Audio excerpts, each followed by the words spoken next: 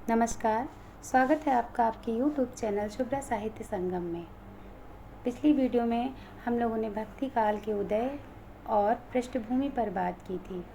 आज हम सभी भक्ति काल से ही संबंधित कुछ वस्तुनिष्ठ प्रश्नों को देखेंगे, क्योंकि ये सभी वस्तुनिष्ठ प्रश्न मैंने एक बुक से लिए हैं और मैंने पहले से पढ़कर इनको टिक भी कर रखा है।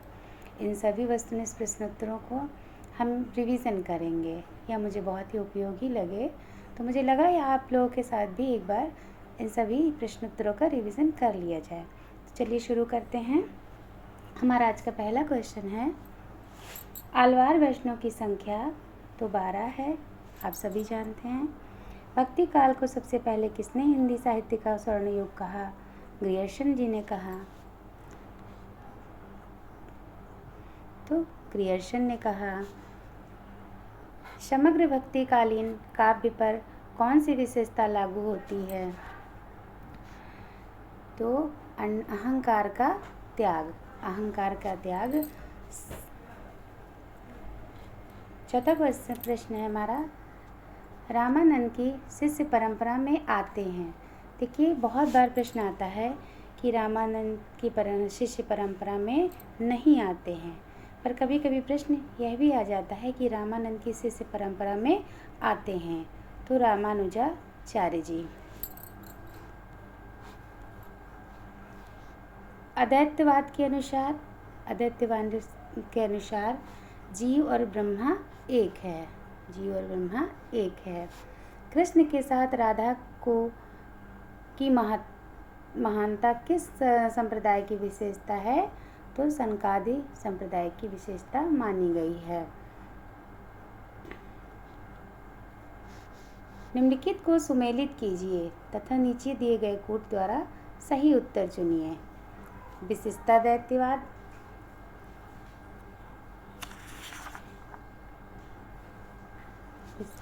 दैत्यवाद विष्णु स्वामी, शुद्धता दैत्यवाद रामानुजाचार्य और दैत्या दैत्यवाद माधवाचार्य। तो देखिए, ये ऐसे है कि हमारा ए का है 3, विशिष्टा दैत्यवाद हमारा ए का है 3, विशिष्टा दैत्यवाद यानी रामानुजाचार्य जी। फिर है बी का 4 है दैत्य माधवाचार्य जी। फिर हमारा है सी का दूसरा है शुद्धता दैत्यवाद विष्णु स्वामी जी। और फिर पहले का है डी का 1 यानी दैत्या दैत्यवाद निम्बार्काचार्य।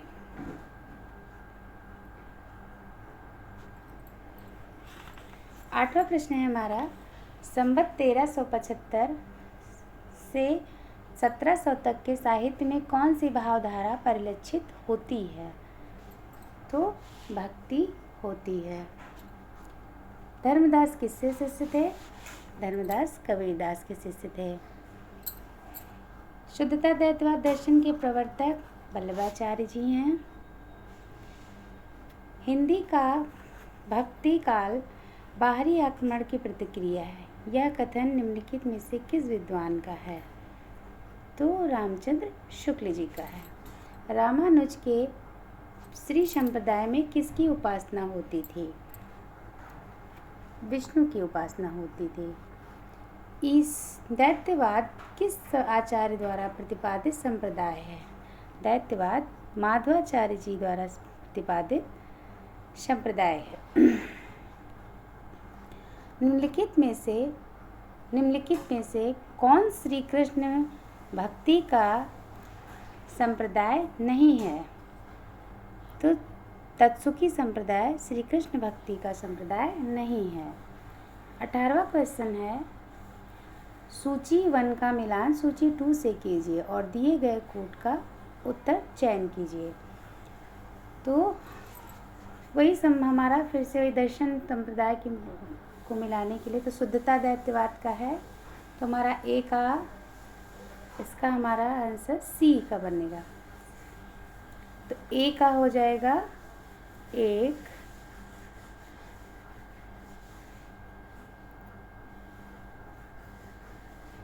1 2 3 4 यानी ABCD, इस तरह से इसका आंसर बनेगा। विज्ञान गीता के रचयिता केशवदास जी हैं। अपने पौरुष से हताश जाति के लिए भगवान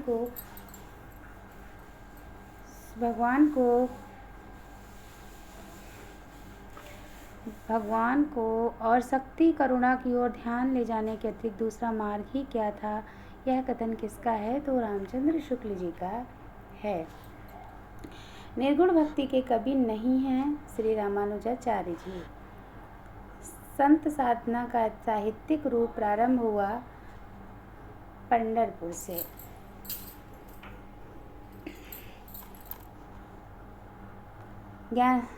ज्ञानाश्रय शाखा के प्रमुख संत कवि का क्या नाम है? कबीरदास जी है। कबीर के गुरु का क्या नाम है? रामानंद जी है।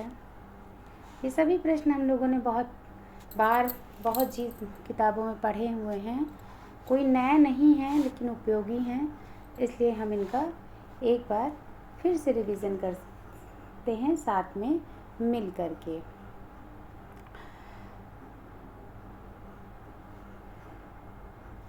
थोड़ा क्लियर नहीं है, चलिए पढ़ते हैं। सादुकड़ी भाषा से आशय है, तो सादुकड़ी भाषा से आशय है जिसमें अनेक प्रांतीय भाषाओं बोलियों के शब्दों का मिश्रण हो, उसे हम सादुकड़ी भाषा कहते हैं। अंगवधु किसकी रचना है? अंगवधु दादू दयाल की रचना है। सिकंदर लोधी ने किसके कहने पर कबीरदास को जंजीर से बांधकर गंगा में डुबाया था? तो शेख तकी के कहने पे किया था। भाषा बहुत परिष्कृत और परिमार्जित न होने पर भी कबीर की उक्तियों में कहीं कहीं विलक्षण प्रभाव और चमत्कार हैं।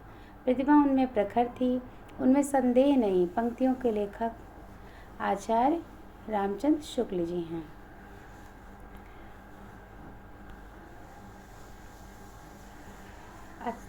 तुम जिन्हें जानो गीत है, यह निज ब्रह्म विचार, किसने कहा है? तो ये कबीरदास जी की पंक्तियां हैं। निम्नलिखित विकल्पों में से जो शांत काव्य की विशेषता नहीं है उसे छांटिए। तो ब्रह्मा बारडम्बरों का खंडन, गुरु का महत्व प्रतिपादन, सगुण ईश्वर की उपासना, जाति पात का विरोध। तो इसका हमारा डी आंसर होगा, जाति पात का विरोध। अगला प्रश्न है हमारा, कबीर किस शासक के समकालीन थे? तो जैसा कि आप सभी जानते हैं, कबीर सिकंदर लोधी के का समकालीन शासक कवि थे। कबीर सिकंदर लोधी के समकालीन कवि थे। आचार्य हजारी प्रसाद द्विवेदी ने वाणी का डिक्टेटर किसे कहा है? तो कबीरदास जी को आचार्य हजारी प्रसाद द्विवेदी जी ने वाणी का डिक्टेटर कहा है। अगला प्रश्न है हमारा, निम्नलिखित में से कौन रामानंद की शिष्य परंपरा में नहीं आता है? देखिए, अभी मैंने ऊपर ही कहा था कि शिष्यों की परंपरा में अधिकतर प्रश्न जब आता है तो हमसे यही पूछा जाता है कि निम्नलिखित में से कौन नहीं आता है। 4 ऑप्शन होते हैं और जिसमें से एक हमें बताना होता है कि कौन नहीं आता है। तो जैसे कबीरदास रामानंद की शिष्य परंपरा में पूछ रहे हैं, तो कबीरदास, नरसिंह हरिदास जी, मलुकदास, रैदास सभी हैं। मलुकदास कबीरदास की शिष्य परंपरा में नहीं आते हैं। कबीरदास की मृत्यु कहाँ हुई थी? कबीरदास की मृत्यु मगहर में हुई थी। संत काव्य नाम किसने दिया? तो संत काव्य नाम रामकुमार वर्मा जी ने दिया। मसी कागज छुओ नहीं, कलम गहो नहीं हाथ, किसके विषय में कहा गया है? तो ये कबीरदास जी के विषय में कहा गया है। अजगर करे न चाकरी, पंछी करे न काम, किसने कहा है? मलुकदास जी ने कहा है। रजब अली खां के गुरु थे, तो रजब अली खां के गुरु दादू दयाल जी थे। ज्ञान मार्गी शाखा के कवियों को किस नाम से पुकारा जाता है? तो संत कवि के नाम से पुकार जानते हैं हम सभी। ज्ञान मार्गी शाखा के सभी कवियों को हम लोग संत कवियों के रूप में जानते हैं। ज्ञानबोध किसकी रचना है? तो ज्ञानबोध मलुकदास जी की रचना है। भक्ति विवेक निम्नलिखित में से किसकी रचना है? तो भक्ति विवेक मलुकदास की रचना है। निर्गुण ज्ञानाश्री शाखा का दूसरा नाम है। निर्गुण का संत साहित्य बोलते हैं इसे। कबीर की वाणी का संग्रह बीजक कहलाता है। इसके कितने भाग हैं? 3 हैं। हम लोग शुरू से पढ़ते थे साखी शबद रामायणी।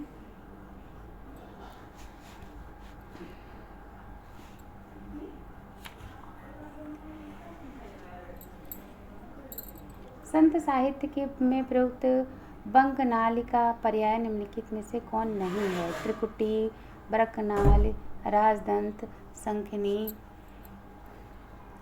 तो बक्रनाल जो है वो पर्याय नहीं है। किस चीज़ का? संत साहित्य का पर्याय नहीं है बक्रनाली। निर्गुण काव्य धारा की प्रवृत्ति है। निर्गुण काव्य धारा की प्रवृत्ति है तो वात्सल्य रस की प्रधानता, प्रकृति व चेतन सत्ता का आरोप, रूढ़ियों बाहडंबरों का विरोध, आश्रय दाता की प्रशंसा, सभी पूछा गया है जिनमें रूढ़ियों बाहडंबरों का विरोध निर्गुण काव्य धारा की प्रवृत्ति है। जो क्वेश्चन पूछा गया है तो हमारा है पूछा गया है। ठीक है। अगला प्रश्न है हमारा, कबीरदास किस काव्य धारा का प्रतिनिधित्व करते हैं? तो कबीरदास जी संत काव्य धारा का प्रतिनिधित्व तो करते हैं। इनमें से कौन सा कवि संत कवि नहीं है? तो कबीरदास जी संत कवि हैं, रैदास, गुरु नानक, तुलसीदास जी संत कवि नहीं हैं।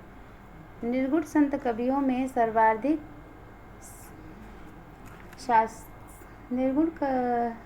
संत कवियों में सर्वाधिक शास्त्रज्ञ एवं सुशिक्षित थे। तो सुंदरदास की बात कर रहे हैं कि सुंदरदास जी के बारे में पढ़ते हैं हमें।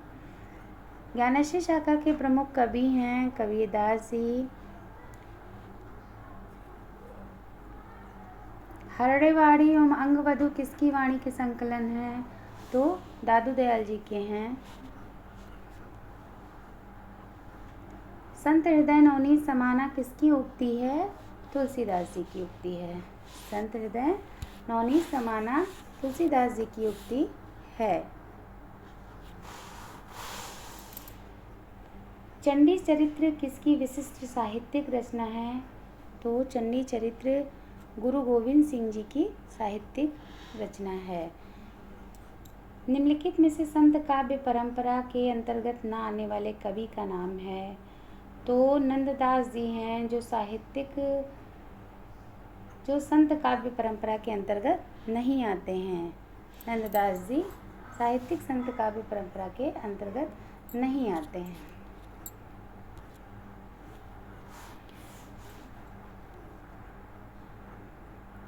आप लोग जब भी देखिएगा इसको जूम कर लीजिएगा। ये थोड़ी सी फ़ोटो सही नहीं आई है, इसके लिए माफ़ी चाहती हूँ। आगे से ध्यान रखेंगे। इनमें से कौन सा कथन असत्य है? तो सारे कथन पढ़ लीजिए। जैसे ज्ञानश्री शाखा के कवि निराकार की उपासना करते हैं, कबीर संत कवि हैं, प्रभु जी तुम चंदन हम पानी, रैदास की पंक्ति है, संत तुलसीदास ज्ञानश्री शाखा के कवि हैं। तो असत्य पूछा हुआ है तो संत तुलसीदास ज्ञानश्री शाखा के कवि नहीं, वो रामाश्री शाखा के कवि हैं। तो हमारा डी आंसर इसका होगा। इसका आंसर क्या होगा? हमारा डी आंसर होगा। अगला प्रश्न है हमारा, नीमा किस कवि की माता का नाम था? तो नीमा कबीरदास जी की माता का नाम था। ज्ञानश्री निर्गुण काव्य का दार्शनिक आधार क्या है? अद्वैतवाद है। फिर कुछ रचनाकारों के साथ सुमेलित, उनकी कृतियों को के साथ कुछ रचनाकारों को सुमेलित करने का आया हुआ है। तो देखते हैं। तो जपू जी रसमंजरी, बरवे नायिका, वैराग संदीपनी, इधर रचनाकारों के नाम हैं जैसे तुलसीदास, कबीरदास, नंददास, रहीमदास, नानक जी। तो इसका हमारा सी आंसर होता है। हमारा ए का 5 होता है। ए का 5 यानी मैंने कर भी रखा है पहले से ही। ए का 5 यानी जपू जी नानक जी की रचना है। फिर हमारा बी है, हमारा बी का है 3, हमारा बी का 3 है, रसमंजरी है नंददास जी की। फिर हमारा जो है सी का है 4, सी का हमारा बरवे नायिका भेद है। तो बरवे नायिका भेद रहीमदास जी की है रचना है। और हमारा डी का वन है। तो वैराग्य संधिनी तुलसीदास जी की रचना है। चलिए आगे बढ़ते हैं।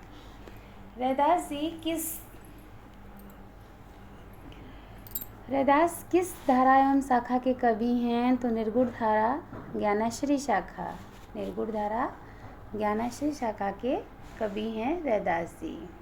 बी आंसर है इसका। ठीक है। कबीरदास को मानवतावादी कवि क्यों कहा जाता है? तो कबीरदास को मानवतावादी कवि इसलिए कहा जाता है क्योंकि उन्होंने मानव में भेद न करते हुए सबके उत्थान की बात की हुई है। सबके उत्थान की उन्होंने बात की हुई है, इसलिए उनको मानवतावादी कवि कहा जाता है। मानव की पीड़ साहित्य लहरी के रचनाकार हैं सूरदास जी हैं साहित्य लहरी के रचनाकार।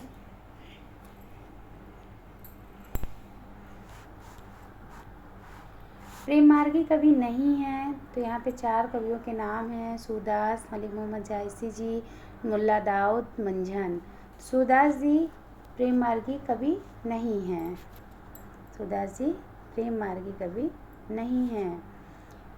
पद्मावत है एक त्रासदी, मुक्तक काव्य, गेय काव्य, आत्मकाव्य। तो पद्मावत क्या है? एक त्रासदी है। तो कहरनामा किसकी रचना है? तो कहरनामा जायसी की रचना है।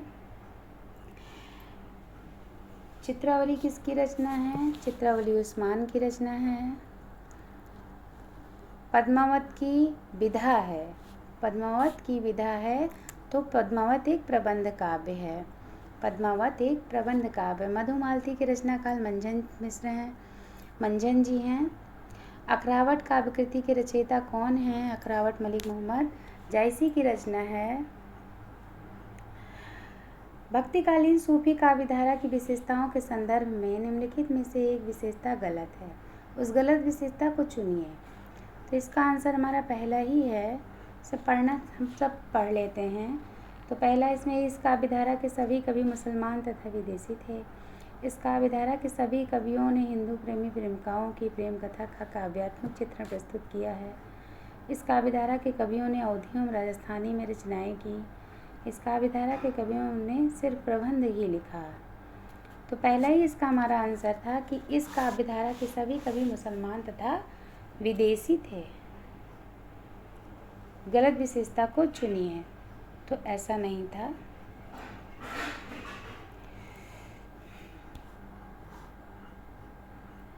सिक्सटी 69 है, निम्नलिखित में से किस कवि ने सिर्फ अवधी भाषा में ही रचना की? तो जायसी जी ने सिर्फ अवधी में रचनाएं की हैं। हिंदी भाषा में रचना करने पर किस सूफी कवि को मुसलमानों का उपालम्ब सुनने को मिला था? नूर मोहम्मद जी की बात कर रहे हैं यहाँ पे।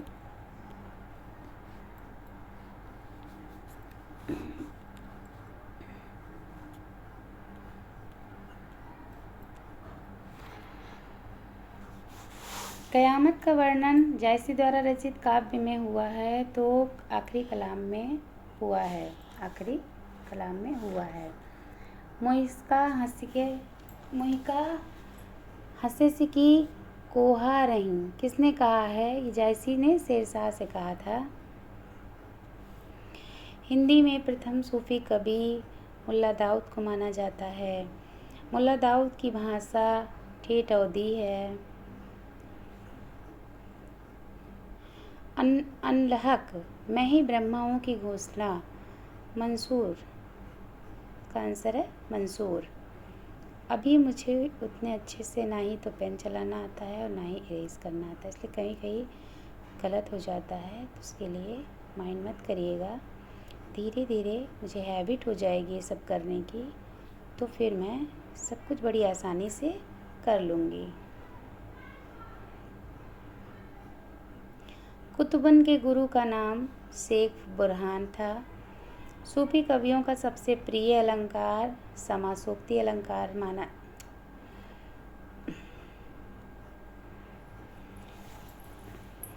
समासोक्ति अलंकार मानते हैं। रस रतन के रचयिता कौन हैं? तो रस रतन के रचयिता पोहकर जी हैं। इनमें से कौन सी कृति जायसी की अक्षय कीर्ति के आधार पर रची गई थी?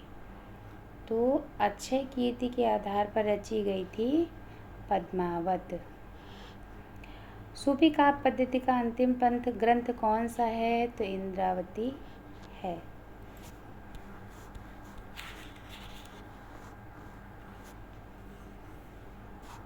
कुतुबन की रचना कौन सी है? तो मृगावती कुतुबन की रचना है। मृगावती कुतुबन की रचना है। मृगावती किस भाषा में लिखा गया है? तो मृगावती अवधी भाषा में लिखा गया है। पद्मावत में रत्नसेन किसका प्रतीक है? तो पद्मावत में रत्नसेन मन का प्रतीक है।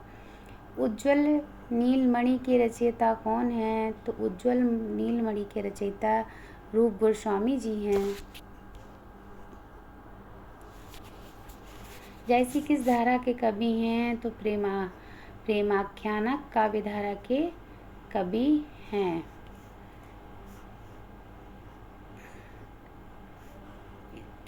इससे ऊपर वाला प्रश्न रह गया था, हित 84 के रचयिता कौन है? तो हित हरिवंश हैं। कौन सी रचना जायसीकृत नहीं है? तो मधुमालती नहीं है, जायसीकृत नहीं है। इनमें से जायसी की कौन सी रचना नहीं है? तो चित्रावली, आखिरी कलाम, अखरावट, पद्मावत। चित्रावली नहीं है। पद्मावत में समासोक्ति किसने कहा? पद्मावती को समासोक्ति किसने कहा है? आचार्य रामचंद्र शुक्ल जी ने कहा है। सूफी का प्रेमाख्यानक रचनाओं की भाषा कौन सी है? तो अवधी भाषा है। मलिक मोहम्मद जायसी को जायसी कहा जाता है क्योंकि वे जायस गोत्र में पैदा हुए थे, जायस मत के मानने वाले थे, जायस नामक स्थान के निवासी थे, तो वो जायस नामक स्थान के निवासी थे।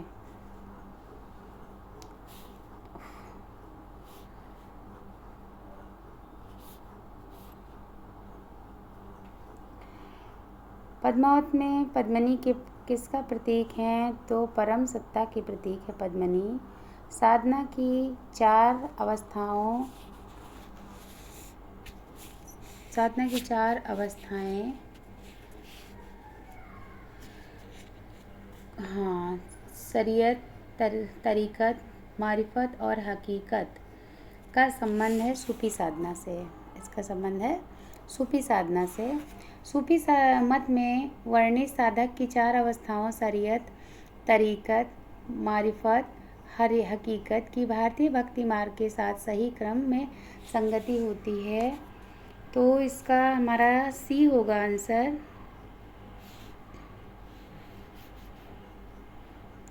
इसका आंसर हमारा सी होगा।